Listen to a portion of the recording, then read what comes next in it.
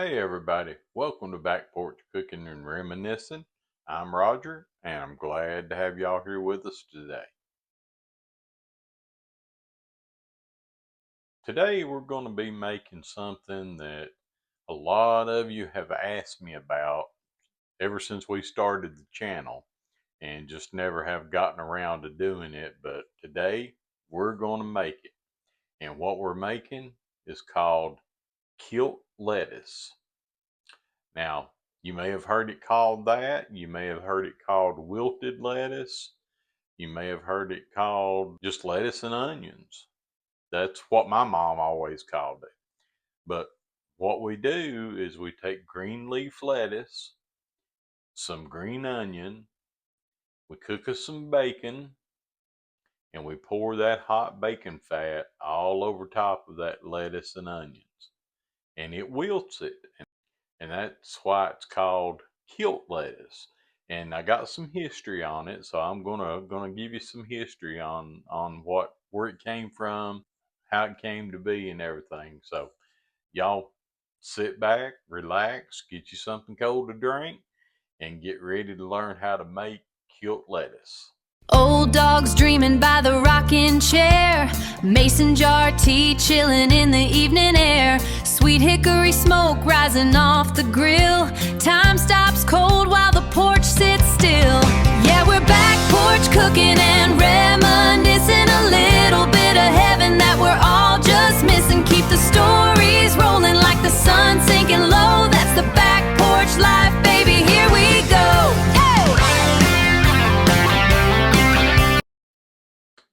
So the first thing that you're gonna have to have is I recommend a glass bowl. Definitely want something that won't melt because you're going to be pouring this hot grease over top of this and you don't want it to melt your bowl. So make sure you're using something glass or something that won't melt when you pour that hot grease over it. And so we've got our lettuce and our onions over here.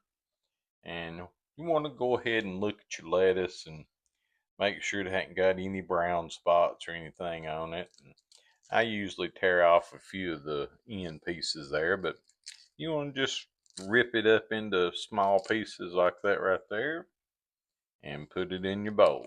Now, I've washed this lettuce and it's still got a little bit of water on it. I'll let it dry for some time, but so it's going to crack and pop pretty loud when we pour that hot grease over it. But you're just going to break your lettuce up just like that. So we got our lettuce all broken up, and you might want to take a paper towel and maybe just dry that lettuce out a little bit. If it's wet from where you washed it, that's what I did. So I've taken a lot of the water off of it. There's still some, but it'll be all right that way. Now we're going to do the onions, and I'm going to do the onions just like my mama used to do them, in which she just took a knife and cut them up into the lettuce, and she used the green part and the white part. You can see about the size that we're cutting them up there. I'm only making a small batch of this because Audrey doesn't like it, and so I'm going to be the only one eating it. And quite honestly, once it gets cold, it's not really as good as it is when it's good and warm. So I'm just going to make a little small batch here. So we got our onions all cut up in there, and we're going to add just a little bit of salt. Oh, it smells good. And we're going to put just a little bit of pepper in there. Now we're going to take our hot bacon grease and we're going to just pour it over top of this. I'm going to get a spoon here and I'm going to kind of mix that up just to mix around the salt and the pepper a little bit. And then we'll be ready to pour our hot grease over it. So before we pour our grease over our lettuce and our onions, I'm going to go ahead and do our history here because this comes together really quick, and like I say, you got to eat it while it's hot, or at least that's how I always have liked it. So here's a little history on kilt lettuce. If you've ever eaten a salad and thought, this needs more bacon fat and a little dramatic flair, then Appalachian history has a dish for you: Kilt lettuce. Now, despite the name, it has nothing to do with the Scottish kilts. Kilt is simply a mountain dialect for killed, and the story behind it is all about surviving long winters. Back in the 18th and 19th centuries, winters in the Appalachian Mountains meant living off cured meats, root vegetables, and dried beans. So when early spring arrived, the first signs of fresh life was the tender, homegrown leaf lettuce, or even wild branch lettuce picked along the creek beds. Sensing a fresh spring tonic, settlers gathered these delicate greens, but they had a practical problem. Wild and early greens were tough to digest raw. The cold salads didn't offer the heavy calories needed for hard mountain labor. Enter the frontier resourcefulness. Cooks would render down bacon or salt pork fat in hot cast iron skillets, sizzling hot. They'd toss green onions or wild ramps into a bowl of lettuce, then pour that screaming hot bacon fat directly over top.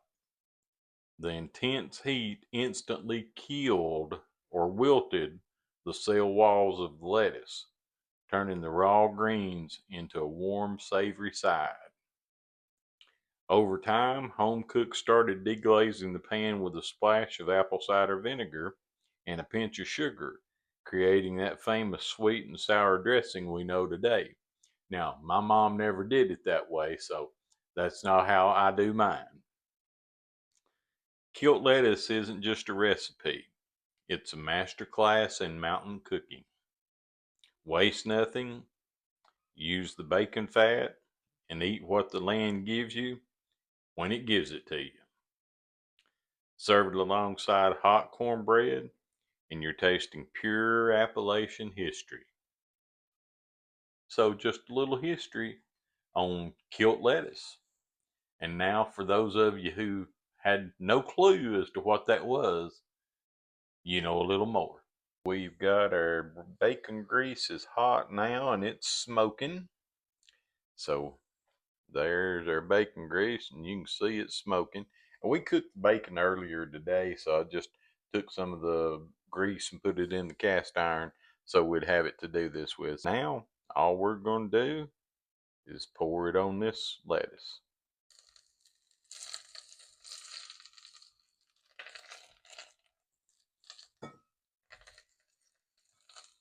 And I hope you can hear it sizzle.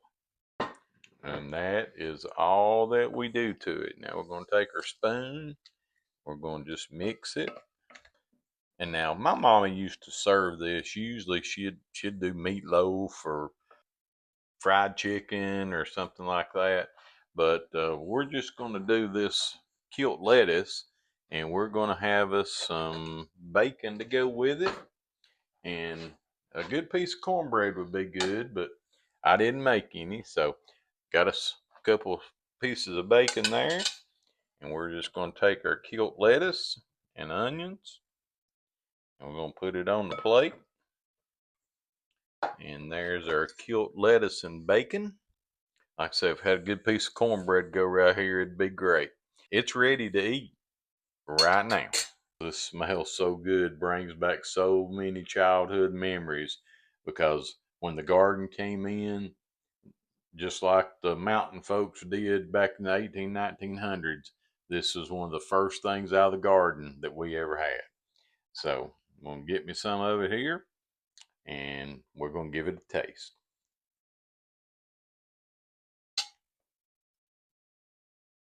Mm.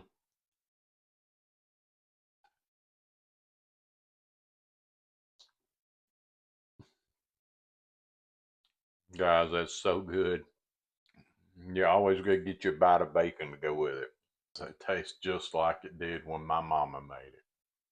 And that's probably one of the last times I had it was when she made it. So if y'all want to try something that's definitely a mountain tradition, an Appalachian tradition, or Appalachian for those of you who don't like the way I say it, this is it. I mean, this is better than any salad that you're going to get at a restaurant, or at least in my opinion, it is. It's a little bit of a warm salad. It's not cold, but it tastes so good. That bacon grease it's just unbelievable. Y'all make this for your family. Share it with your friends. I think you'll love it if you try it. If you like lettuce and you like onions and you like bacon, it's a winner chicken dinner. Y'all give it a try. Now, I'm going to go in here and finish the rest of mine off and enjoy it. And you guys have a great evening. We appreciate y'all being with us and watching and sticking with us here. We'll have you another recipe here in a few days.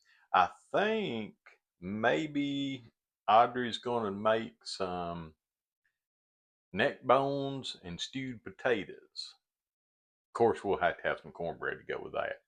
But I believe that's going to be our next video. All right, guys, I'm out of here. I'll see you later.